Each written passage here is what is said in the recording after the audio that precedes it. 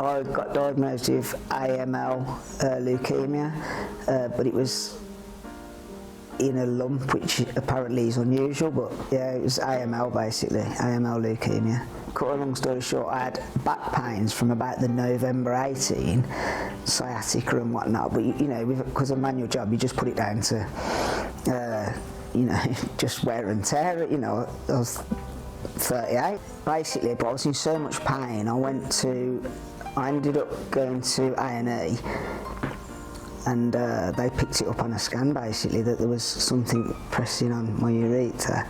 But I was devastated, you know. I must have probably spent the first half hour or so just, the nurse put us in a room and I didn't stop crying, like, and it was like, the hardest thing is the first thing you think is, how am I going to tell my kids? How am I going to tell my mum and dad? Do you know what I mean? But you just get your head around it, you got no choice. You've got to just get in your mind, I've got to fight here, and I suppose you've got to turn everything, no matter how negative it is, you've got to turn it into a bit of a positive. And although at times I didn't believe it, I sort of made myself believe that I'm 38, at least it ain't my kids, at least it ain't my mum and dad. Do you know what I mean? You've got to think, well, who's the best one, who's got the best chance here, and, you know, and you just, it don't make it any easier, but that's what you've got to try and make yourself believe. And you just fight on, you know. I come out, told my mum and dad, told the kids. We didn't tell them the full story, the kids, but you know, you got to protect them a bit.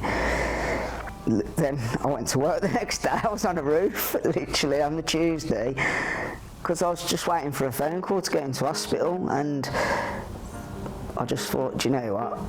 I just wanted to keep busy, so I went to work, and then at 2 o'clock, I got a phone call. There's a bed ready for you. So I didn't really have that much time from being told.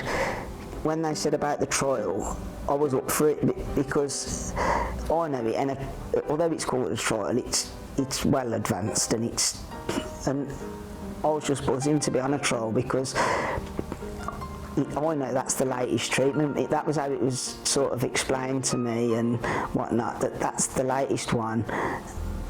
You know, I dreaded it, and when you walk up there, you get on that ward, and it's different to what I expected, if I'm honest. Yeah, I expected it to be alright.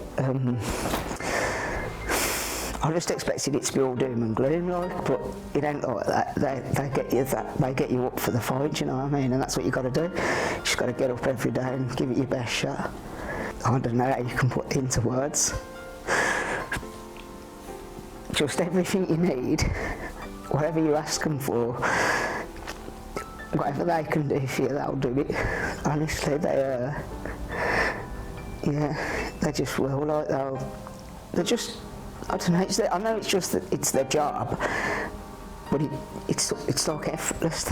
It don't feel like it's their job. It feels like they're doing it because, and they are. They're doing it because they really, really want you to win.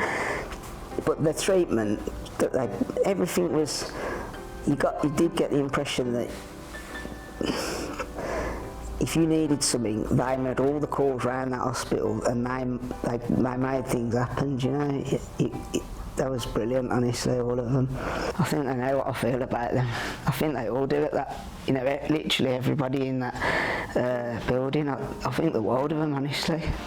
Charlie and Hayley from Cure Leukemia was amazing, but every single nurse, doctor, you know, down to that, just everybody in the whole hospital was amazing for me, honestly. And I'll still keep in touch now. I mean, I've had a few beers before and phoned the ward up and told them how amazing they are, and just because they was a massive part of my life, and they're the reason that I can do and see and plan everything now. You know, if it weren't for the way that they looked after me, well, I probably wouldn't be here, would I? Dad, my scan, and I hadn't heard anything all week, and I had an appointment at the hospital, and I was in bits. I was in absolute bits. Me and Louisa was there, and they put me in, and because I was in such a state, one of the nurses come and got me, and they put me in like a bit of a side room in the haematology centre at the QE. So they put me in this side room, and